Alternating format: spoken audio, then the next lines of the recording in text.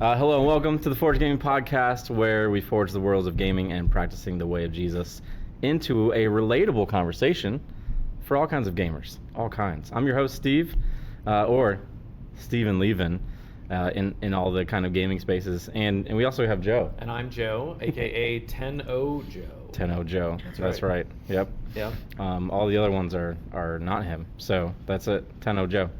And we are, I don't know why this is written down, but 33.33% repeating, of course, positive that this podcast will go off without a hitch. Yeah, that's great. Those are good So last time we were dads in a basement, but now our clan name is going to be 33.33%.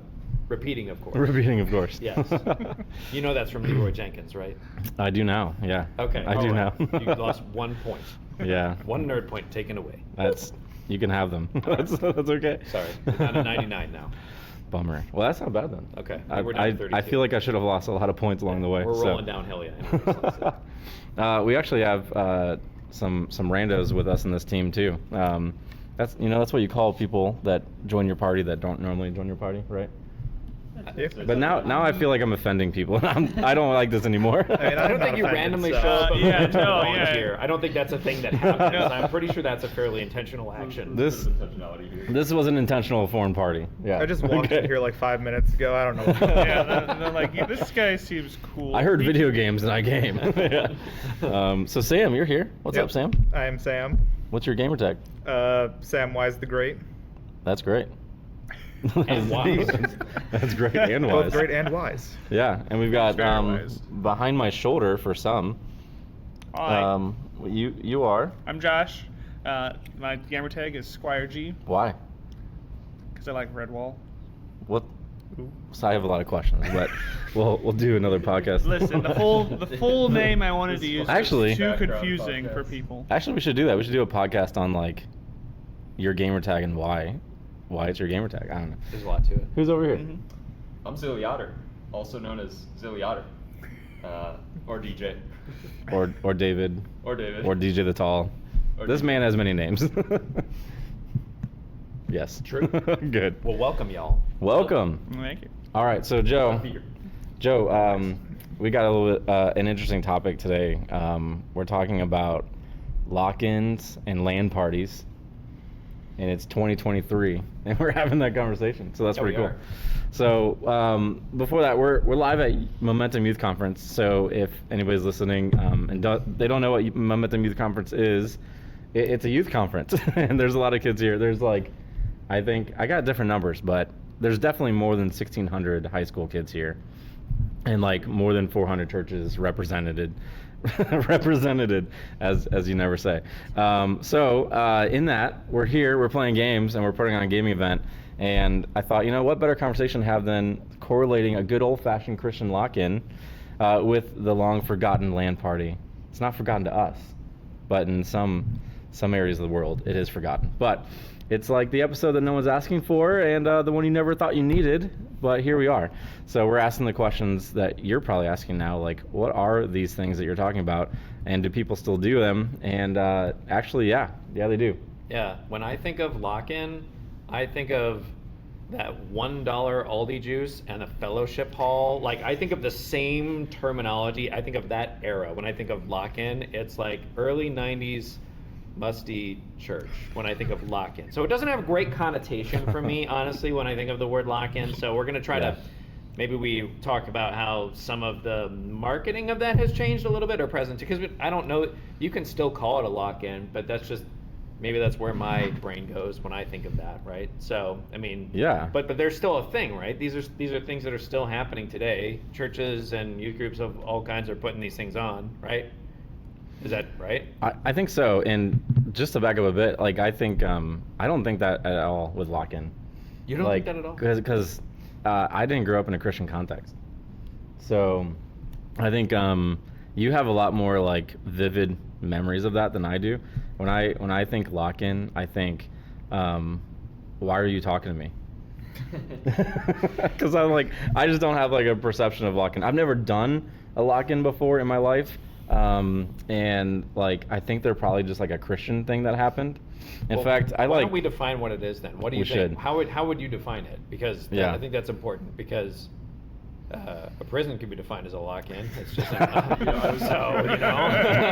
like, Unwillful So, lock-in. so what Steve thinks. I think they're lock onto in. something. Yeah, I think they're onto something. Maybe that's exactly why they do it in youth ministry. They need to. Anyway, so I referred to a really good reference, ChatGPT, on this, as most people do in the world, right? But check this out. The history of the I asked the AI, what is the history of lock-in? Is there any Christian like correlation? And it says, in a Christian ministry context, a lock-in refers to an event where members of a church or Christian organization gather and spend an extended period of time together, typically overnight, engaging in various activities such as worship, prayer, fellowship, and teaching. Lock-ins are often organized for youth groups or young adults, but they can also involve participants of all ages.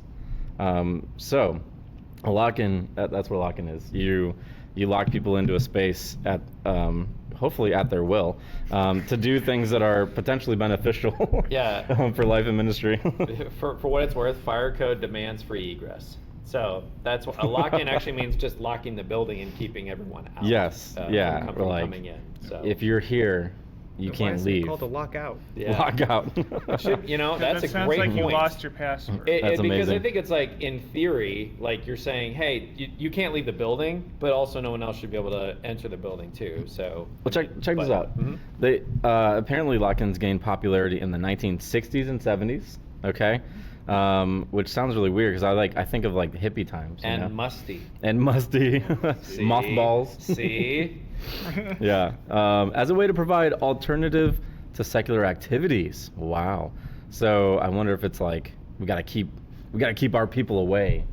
We gotta keep them locked in from the world, and tell them about Jesus for forever. So I don't know. Maybe that was a great idea. Well, I'm gonna go on record saying I don't like the term lock-in. So Yeah, that's fair. I'll just say it. So. And I think the culture doesn't, because like we, like Christians, churches, we still do lock-ins, right? So we were just talking about this before we went live, but like we just don't call it lock-in anymore because it sounds terrible. It's like it just, if you think about it, you're like, is this a horror movie? It might be. That's what I think. And so like we were just talking about, even with our church, which all of us here go to the same church. So at Grace Church Medina East campus, our youth group, they did a lock-in. What did you said last May, right? You were there. No, last May was a Nerf war. That's it what was we're saying, yeah. Last fall was the lock-in, which was Last called fall. In and Out. In and Out. So, it actually is in the name then. Yeah. Lock in and out. It just merged both things. Wow. Anyways, so like, yeah, we just call them different things, right? So, but I think there's something there though, and I think there's something interesting about the lock-in, because what it does is it gives you like concentrated discipleship time with people that you would not otherwise have, right? Yeah. So I think that conceptually, philosophically, like that's a great idea, right? It just don't do it in a creepy way, right? That's where it gets challenging, I think. Yeah. But let's cross over to like our context, because that like kind of doesn't have anything to do with us, but maybe it kind of does, because essentially, what is a LAN party? I'm not going to say that a LAN party is a lock-in. You can't get me to say it, Let's because go. it is not a lock-in. I mean, like, Dude. so, but It's an 'cause overnighter. LAN parties, like we talked about last time, where the focal point was saying, hey, we're building community, but at the same time, we've got a specific several activities that we're going to be doing. We're going to be playing certain games. We're going to be hanging out. We're going to be eating food, which is almost like there's specific activities that you would be doing, right? It's not just a hangout, right? And like being like, hey, we're gonna get to know each other. That does happen, of course, at LAN parties, Mhm. but it's, yeah, I mean, they are similar in nature in that even when we run our LAN events, what do we do at midnight?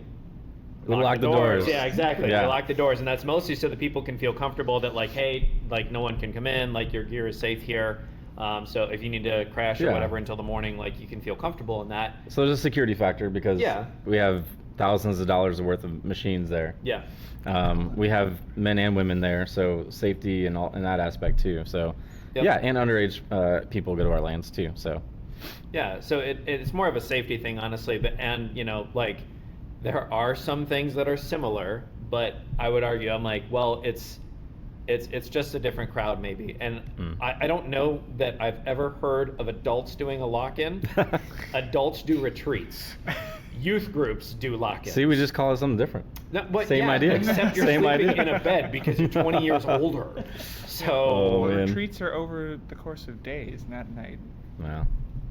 yeah. Well, okay. So, the length matters. Well, I mean, and you think about, so example of one of the lands that some of us are going to in Texas coming up here is QuakeCon, and it's at a hotel, so everyone just has hotel rooms there, right? Yeah. So and actually to get in there, there's actually tighter security, like it's like airport security to try to get into the room where the games are. So it's kind of like a pain, but even that is just a little bit different. And I wouldn't necessarily call it a lock-in because it's kind of open all the time. yeah. So, You know, Momentum is a lock-in. I gotta go. I gotta go. I've made a terrible mistake. Honestly, I just love the title Lock-ins and LAN parties because I think it's so stupid and outrageous, and I'm just like ironically and poking fun at everything by calling it a lock-in. So I don't actually think they're lock-ins, kind of, but I just think it's hilarious. Yeah. I think it's hilarious. So okay, let's talk about because I think there is an interesting correlation though. Like that's why we're talking about it. But now you look at LAN parties, it's like the same idea of like, okay, get people into place, like lock the doors for security, for safety, whatever, but like get people to like stay together for a period of time to build relationships. Yeah. Right? Because I think that's what's amazing about the LAN party, which, by the way, let's talk about the origin of LAN party real quick. The origin of LAN party, I looked up, again, in a trusty source. It started in the 1970s and 80s, so right after the lock-ins were presented. Okay, I'm done. It's during those. Really saying that LAN parties got the idea from lock-ins? Look, I'm just giving you the data. All right, okay? we need to chop this thought branch off right away. So, like a LAN party, obviously, well, maybe not obviously, maybe for some people they don't know what LAN is nowadays, but LAN is local area network where we literally, I mean, we're doing it right now. I'm looking at an Ethernet cable going from a wall to our computer, and so you do that with other computers so that you can play together. And so in the 70s and 80s, right, we didn't have internet as we know it, Wi-Fi as we know it now, those capabilities, and so people wanted to play with their friends. They would come to a space together and haul their more massive than now machines in crazy monitors to a space to play together locally, right? And so that is amazing. And so some of the bigger players in that was like, we've been talking all weekend about Doom and Quake and QuakeCon and those kind of things. And so there's those big concepts of LAN. But yeah, so in that same mindset then, okay, so there's a little bit of the origin of the LAN party, why it existed. It existed because people literally couldn't play video games together, they online and stuff like that. So now we're coming together to do that together and spend intentional time together to build relationships together. But what then, why are we doing those now? Why are we doing those today? You know? Why are we doing them? I think we talked about that. So I'm going to link last week where we said it's for relationships. So Yeah. there are some themes that are similar in that we definitely want people to be building relationship and spending intentional time together and deepening friendships. And that I really do see LAN parties as a great place to do that. Sometimes that happens when you're playing games with another individual, and sometimes that happens outside of the gaming environment where I know one of the things that is not necessarily on the written agenda right now, but we were going to have a big tabletop presence at the next LAN event. Yeah. We're going to have some people running some games out in the cafe from a tabletop, D&D. There's a couple people doing one-shots, so there's a lot of excitement around that. So we're pumped for that, but it's about building the relationships with others and saying, man, we want to have fun together. We want to play, games that are fun with each other. We also want to have a little bit of competition with the competing, right? So we run the tournaments and equipping. We've got all kinds of breakouts, and we do a quick story time and all that fun stuff that we usually do at the LAN. But yeah, when we think about it, there's concerns, right, for almost anything from a technology perspective, from a governance perspective. We think about, what kind of long-term impact, and this is a really weird one. You think about what are some of like the fondest memories you had like growing up. Like it might be, oh man, I remember like I was actually had this thought the other day. I was like, wow, my kids are gonna grow up saying, man, I really remember playing Zero Builds with my dad, and it was great. And I'm like, wow, okay. Well, that was like for me going back to like Nintendo 64 at my friend's house and being like, that was for me. That was what I remembered growing up. And it's really very kind of cool to think about the fact that you're generating memories and what's going to have a long-term impact on life. So, Yeah. yep. Yeah, that's sweet. And so, just like, you won't get that relational value like anywhere in any other like atmosphere either, you know. So I mean, sure, we all have microphones and we all have cameras in front of us and we can play games online together, but there's still just like a natural disconnect and barrier between that, right? And so I mean, there's a clear difference between, because we've done this before, like we've played I think every one of us, maybe not, I haven't played games with you, but I play games with Zilly and Joe up for more, but like when I play games with you, Joe, online, like it's way different than playing with you in person, right? And so it's just obviously, and so why don't we spend extended time like capitalizing on that, and then like, you know, like Zilly might bring a friend and you might bring a friend, and then, oh, okay, I met somebody online. They might not have their mic on, they might not have their camera on. And it's like you met a name or a gamer tag, but you didn't really meet a person. And so it's different when they're like, because we've seen this before, like, oh, I'm going to bring my friend to the LAN party, and now, oh, you're so-and-so, like, and I've even done that with, like, I've been to how many of our LANs now? Like, probably 10 or so of our LANs now. And even now, like, I think even at the last LAN, I remembered that, like, oh, you are that gamer tag. And so there's just something there with, like, seeing that gamer tag and then seeing that person in real life. Yeah. And you're like, oh my gosh. And so, yeah. Also for me, it's a very stressful moment because I'm like, shoot, I need to correlate a face with a gamer tag, and I haven't seen this face in a year. It's very stressful, guys. I'm not gonna lie, because I really want to say that I remember each and every one of you when you walk up at the LAN. But if I don't, it's not because I don't like you. It's because I can't remember, and it's been a year. So it's just the way that life goes. But and you know what's funny too? Like the name tags, right? Like what Josh has right there. Like that's exactly it. Like that's why we wear the name tags with both your real name and your gamer tag on it, right? Yeah, I was gonna say, because like I think it's funny for my wife. Like there'll be some times where I refer to somebody as their gamer tag, and she's just like, "What are you doing?" I'm like, Being a nerd. Being a nerd, yeah. Don't worry about it. And so I think that's really funny for some reason. But we do that. We're like, oh yeah, I know that person more by, like, even with DJ over here. Like, I never know what to call you, honestly. Like, and so in a given day, I probably call you 5 things. Like, and so, or if like we're at church and I'm like introducing you to somebody, I'm like, this is Zilly Otter. I'm like, that person has no context for anything I'm talking about. But it's funny and it starts a conversation. So it's memorable. It's memorable. All right, not to get too, like, I'm not trying to preach or anything, but I will. I think, but I will if you'd say so. But I was thinking about several different passages, because I'm like, is there even like a biblical basis for like these lock-ins or these LAN parties? And I think there is, not just to like make something up, because I never want to go to the scriptures that way. But you see some of these concepts of like Jesus retreating, right? You mentioned retreat before. And so there's an aspect where, okay, Jesus is doing a ton of ministry. You can see that in Luke and other places in the Gospels, where he's doing a ton of ministry. He's ministering to a bunch of people, but he has to like pull back and retreat by himself, but also with his disciples, with his close friends. And so there's something there that I think we're good at in the Christian circles of like retreating or becoming, or we need to be better at it maybe, but so we get that concept of retreating, okay? And so the LAN party, it kind of gives you that retreat feel, okay? You're retreating with like-minded people, you're retreating with gamers and stuff like that. And then I was just thinking more specifically like Hebrews 10:24 and 25, where it talks about, it says, let us consider how to stir up one another to love and good works, not neglecting to meet together, as is the habit of some, but encouraging one another, and all the more you see the day drawing near.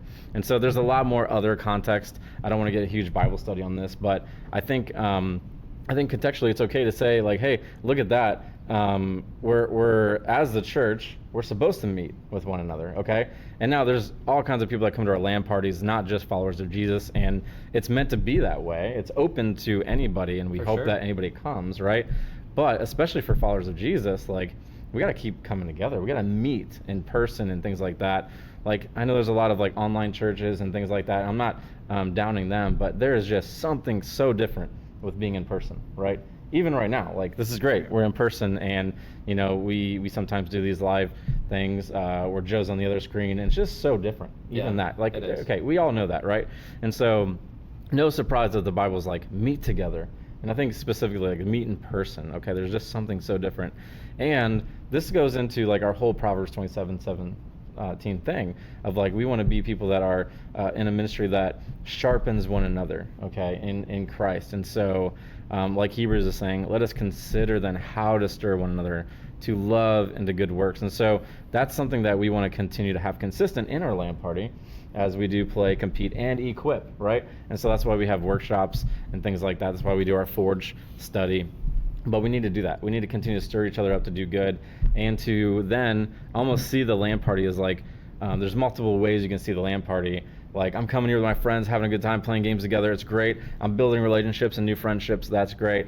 But then also, can we see that as like a time where for the followers of Jesus, hey, we're coming together as gamers that are in different parts of the internet and the gaming space, but we're like rallying together and being equipped to be like, go back to our office or our bedroom and to be online playing games with other people by ourselves, right? I think we need that rallying point. And so I hope that our LANs become more of that for people. I hope we get people to view it that way as well. Does that make sense? Yeah, it does make sense. And honestly, thinking through the passage in Hebrews, it's very applicable to me, even as I think through going to conferences like in general. Half of them are online. You can do an online presence just to go to a conference for many of these things.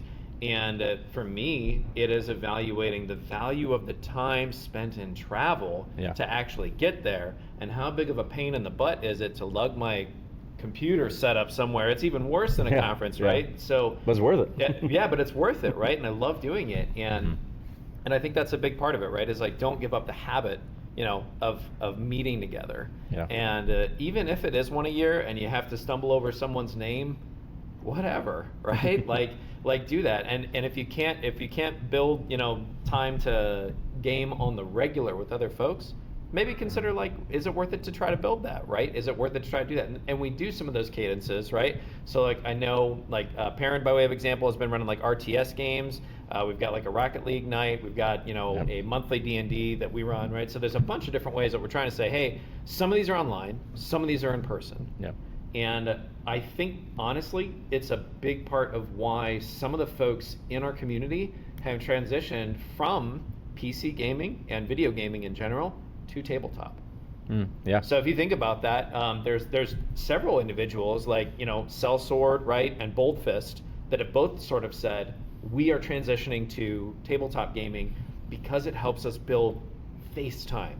Along with the game time, right? And that's true. I think that's so important, and that's part of why we do the LAN, right? The LAN is we want the face time. We're saying it's worth it for us to get together. We were just talking about that on the drive here, which again, like the value of like the drive to somewhere, right?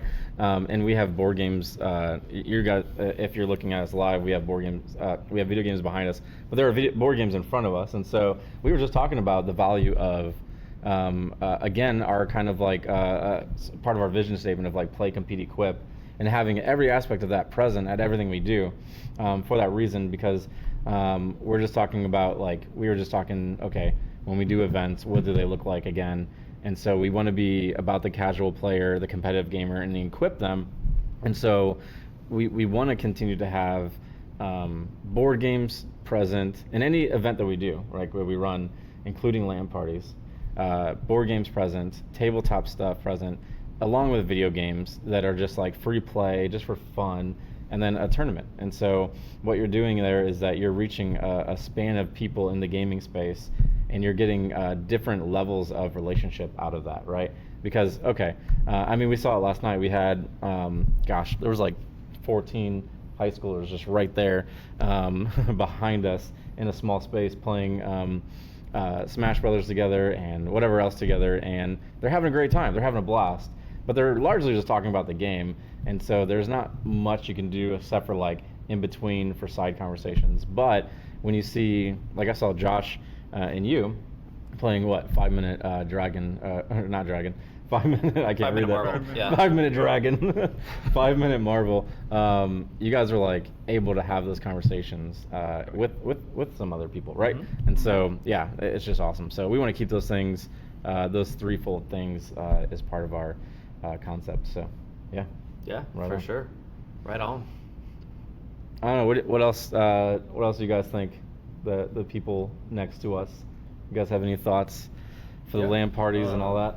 I mean, that was kind of the idea behind the like retro casual console corner when we first set that up. Mhm. Was how can we kind of bridge that gap? Our from- social space, yeah. Yeah, the social Yeah. space. How can we bridge that gap from just everyone sitting at their own computer to let's get people next to each other like on a couch in front of a TV and kind of make that step closer towards Mhm. tabletop because not everyone either enjoys tabletop games or is comfortable sitting like across the table from someone, and Yeah. so how do you kind of make that effort to really connect with people but in a way that everyone is comfortable with and enjoys? So that's a great point. That just made me think of something because we've been consulting with other churches because a lot of churches are becoming more open to gaming. Yeah. And they're like, oh, we just want to put on a tournament, like a gaming thing, and that'll bring people. And it's like, I think part of that's true, but just like a ministry would be hyper intentional with what they do in a lock-in, I think there needs to be the hyper intentionality in running an event too. Yeah. That might be missing because it's like, okay, anybody can put on a Smash Brothers tournament. I'm not saying it'll be good, but anybody can put it on. But it's more than just putting on the event. It's like creating that social environment, and that's actually more challenging, right? It's easy to put. You know what I'm saying? Yeah. And so it's easy to put on the event, but to your point, like why we're creating that social space. How can we go past that, go deeper than that? Right. And a lot of people think like, oh, Forge Gaming, you guys are all about video games, and I'm like, well, not actually. Yeah. We're all about people playing video games. If anything, we're actually trying to help people play games less, so they can be more connected to relationship and Right. and Jesus and things like that. Because sometimes we can just use video games as like, oh yeah, I'm going to use that as a ministry now, and it's like, but are you? Anyway. Right. I mean, That's fair. just a game for the sake of a game. Like I mean, if the church served beer, it would be a bar, right? If my grandma had wheels, she'd be a bicycle. Like I don't know. Like it doesn't make any sense. It's like I don't know where you're going, but I like it. What that means, Go somewhere, what that means is You had it's me at like- beer. What that means is it's like you can just host if you're just hosting the tournament just to get kids there and have a good time. Like open a gaming cafe. Oh, yeah, Like do something sure. else. Like, I mean those exist, right? Like I mean there's gaming cafes. There's people that run like video game businesses, and I'm not saying that that's a bad thing. I'm just saying that that's not what we're about. We're not trying to do like a game on the road show. We're trying to say, hey, the focused intensity here is trying to build connections into people, and that's a really big part of it. Yeah. So, Although gaming cafe actually sounds pretty cool. I mean, so a church gaming cafe bar, like on a bicycle. Now we're We should add cats to Now it. we've jumped the shark. now we have vision. No, we Now gotta we add jumped cats the to shark. it. You can So- pet a cat while playing. Oh, my. yes. Everybody will be evil villains. Where did named evil villains. I just want to see the math you did in your head to get the cat in this conversation. That's awesome. Cat cafe. Yeah, cat cafes. Oh, wait, Like, they I have mean, cat who cafes? wouldn't? Oh my gosh, Yeah, they do. do. There's Time out, Cleveland. There's time some in out, Cleveland. No, time out. I know we that's- said we were doing 30 minutes, but I need to know about these cat cafes. That's real. That's What- actually real. Wait, cat cafes Yeah, is a there's some thing? in Cleveland. Yeah, so there's a couple I think in Cleveland. Yeah. There's definitely one. There's like they 3. they have like this room off to the side in this cafe that they just have like Oh my 20 gosh, cats. dude. Okay, this is Yes, we hilarious. gotta go. And so you I just Googled like, it. Sign up for a time slot to go Yeah. and sit in a room with like 20 cats. It's great. In Cleveland, Ohio, there's a place called Affogato Mhm. Cat Cafe, which that just okay. I give them props. That's amazing. And if you don't know why that's amazing, but an affogato is an espresso with ice cream, and it's amazing. It's really good. But gato is also cat in is it Spanish? Spanish, yeah. Yeah. So that is okay. I like them a lot. I hate it, but I like them a lot for that name. So. Okay, we gotta get back on track. I don't know what track we're on anymore, but we gotta get back to it. So. What Being were we talking intentional about? in relationships. And Yes. That's actually Yeah, one yeah. of the reasons that I do like Smash Brothers. It's like you sit down and play a round of Smash Brothers, I have your attention for at least 2 minutes. Yes. Sure. And that's enough time to get some basic introductions and like get to sort of know someone and at least like get their name, get their gamer tag, I mean, that's what I've been doing here at Momentum. It's like, hey, like, what's your deal? Like, why are you here? What's your You know, name? Yeah. What's your passion? You know, there's guys here like, yeah, I taught myself how to play drums. You know, I've been doing that for 7 years. I'm like, that's awesome. I wish I had that kind of dedication to music. Yeah.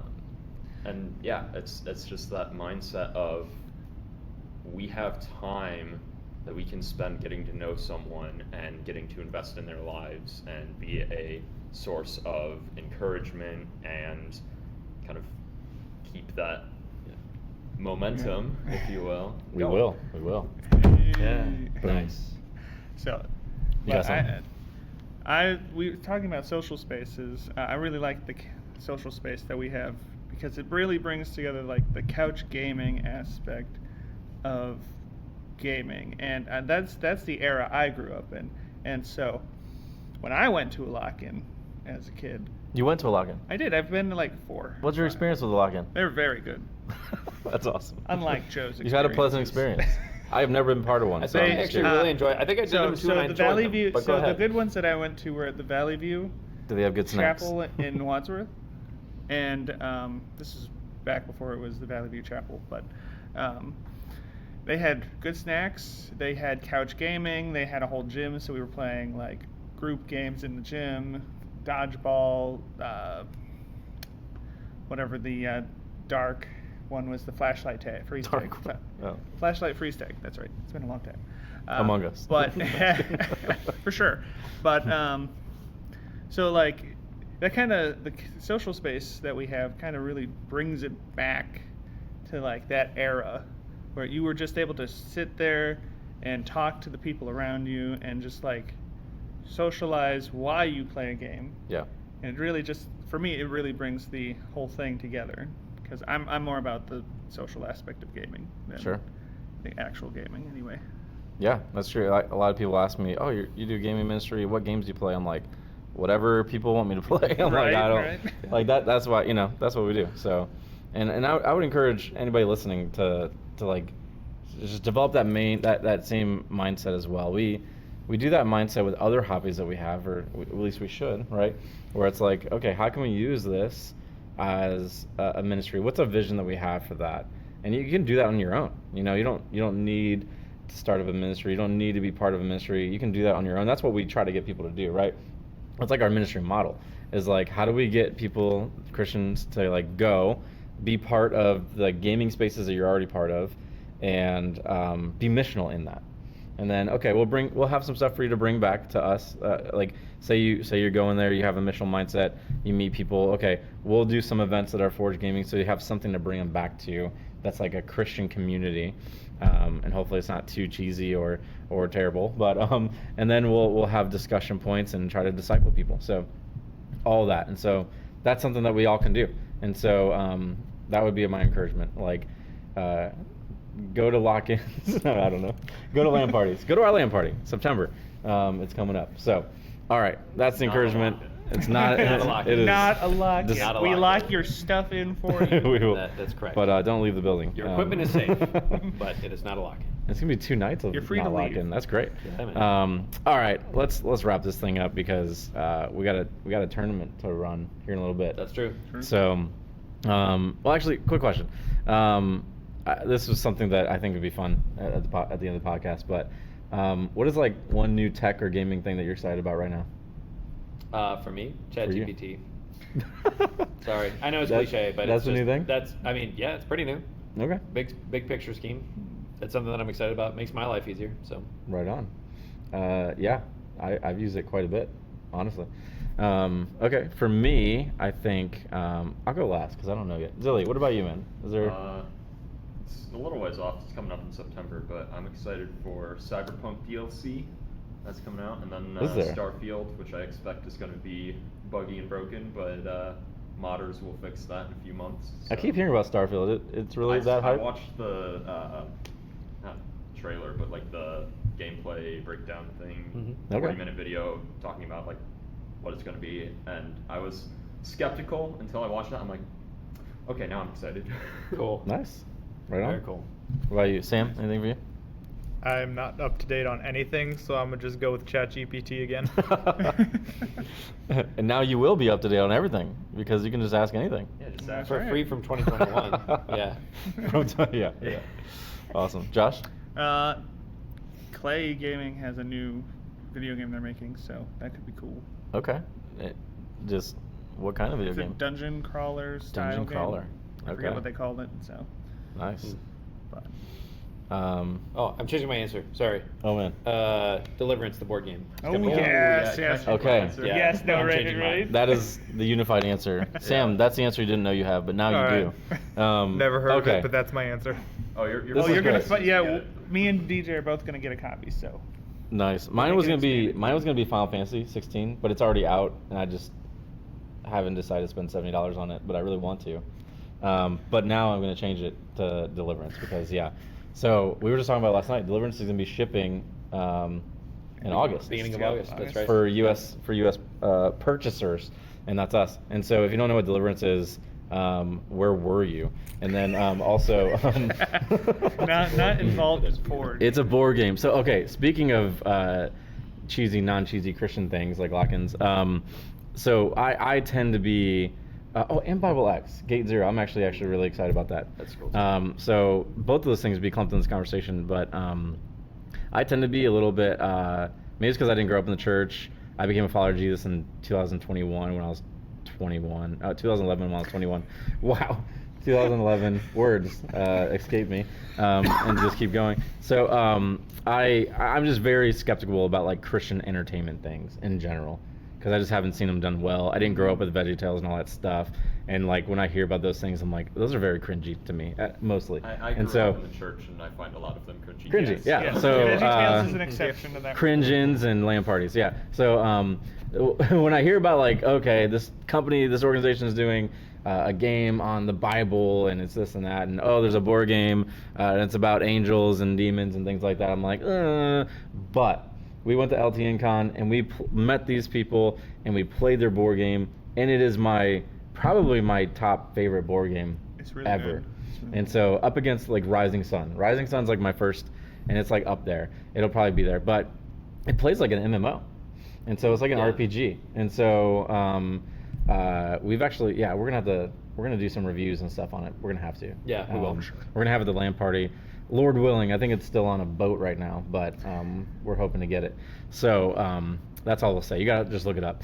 And then Gate Zero, actually, they came out with a demo on Steam, and Oh, yeah, so that's my right. son was playing it for like an hour like last week, and he loves it. And it's really fun. And so, really well done game, really great. Support them.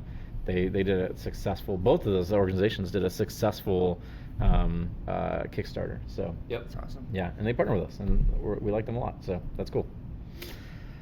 All right, that's all we got for now. Right? That's all we got. I think that's it. We're ready to move on. Yep. Well, I'm Stephen Levin, and which spell check underlines and refers to as an unrecognized word. And I'm Joe, closing out another Forge Gaming podcast with a pro-life tip. Oh boy. Never clean any dirt off of your car's windshield. That way, when it's a really sunny day, the dirt will stop the sun from blinding you. Joe, you are insightful as always. Goodbye. Genius. Bye. Bye.